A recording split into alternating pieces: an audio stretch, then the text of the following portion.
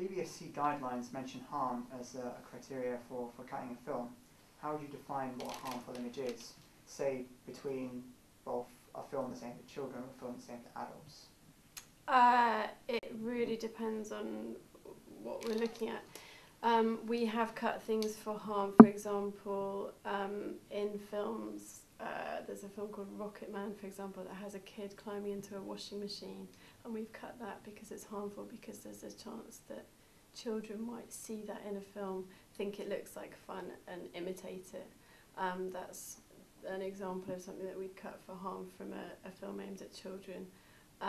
In terms of films higher up the categories, we tend to cut pornography more than anything else for harm, whereas things that people could potentially copy and kill themselves, like, you know, strangulation, that kind of thing. So that's the sort of thing in the higher end. We tend to look at things that might be harmful to children.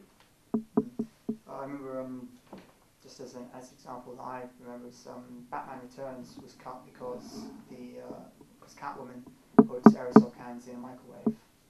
Yeah, that kind of thing. Exactly. Stuff that people could copy and hurt themselves, particularly if it's for children. That could really, obviously, blow someone's house up, really. Can you describe how the BBFC uses the rating system to assist parents in selecting children for the film for the I'm going to redo that. So. Redo. Yeah. Can you describe how the BBFC uses the rating system to assist parents in selecting films for their children? Well, I guess the guidelines say that U is appropriate for children aged 4 and above. We tend to say PG is for 8 and above, and then 12 we say that it's suitable for children aged 12 and above. But if a parent thinks that their 9, 10, 11-year-old is mature enough to deal with the stuff that's in the film, then it's perfectly legal for them to take their children with them. The way that we tend to do it, and is happening more and more, is by our extended consumer information, which is found on our website, particularly our parents' website, parentsbbfc.co.uk, which has in-depth information about exactly what's in a film. So it will say, it won't just say it's got mild violence, it will say what kind of mild violence. It's monsters chasing children, or it's a cartoon rabbit, or something like that. So there's in-depth descriptions there, and that's probably the best tool that we have to enable parents to decide what's appropriate for their children. I like the one, mild peril.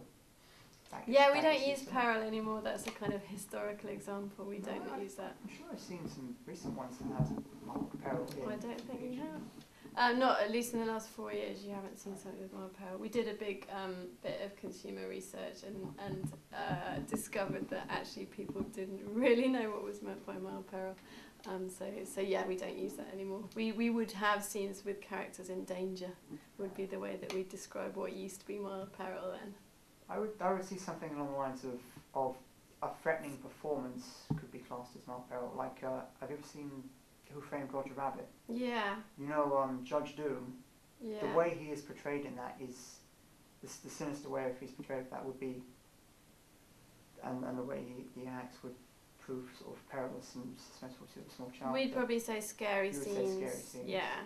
Just with him. Peril means danger. Peril means danger. So. But then never mind. Well, this could go on for hours if I start talking. So. Doesn't matter. Carry on. Nice. How do you feel the role of BBFC has changed within the last sort of 20 to 30 years? I mean, obviously, with the Video Recordings Act in 1984, the BBFC expanded on what its roles were and became, because the title changed from census to classification, and has moved on to more of a classification organisation than an organisation that would remove things that they didn't feel was suitable. Yeah, I mean, Philip French, the Observer, famously said a couple of years ago that the age of censorship has finished, it's now classification, and that's the massive change that's happened within the BBFC, is that it's very much about labelling things so that people can decide what's right for them rather than telling people what they can and can't watch. And we very much believe these days that adults should be able to watch whatever they want to, provided that it's legal.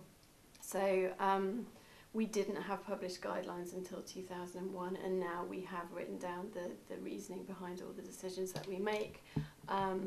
we talk to the public and the public inform the decisions that we make. So that's the massive change, is that we're much more accountable than ever we were. Hugely so. You know, people know why something's a 12 these days, whereas in 1984 they probably didn't have much of a clue. It was just a bunch of people sat in this very building deciding what was a 12 and what was not. No worries. Not that there was a 12 in 1984. No. There were a few issues with that, as I remember at the time, because things like Jaws. Jaws is strangely is rated PG. Yeah, exactly. Even because though there it's- was no 12. Yeah. Like But these days, it would be a 12. it would be a 12, very easily be a 12. But there are other ones like Temple of Doom, which got cut to obtain the PG, which obviously would be a 12 now. Yeah, But totally. they had to cut it because you can't The release. the sort of beating heart sequence would have been too strong for. Steven Spielberg could not justify to a studio releasing it as a 15 in this country because of what it is meant to be. No, it's a kind of family adventure film, Yeah. and that's why there's a massive difference between an 8-year-old and a 15-year-old, and that's exactly why they brought the 12 in, because you know, there was that gap.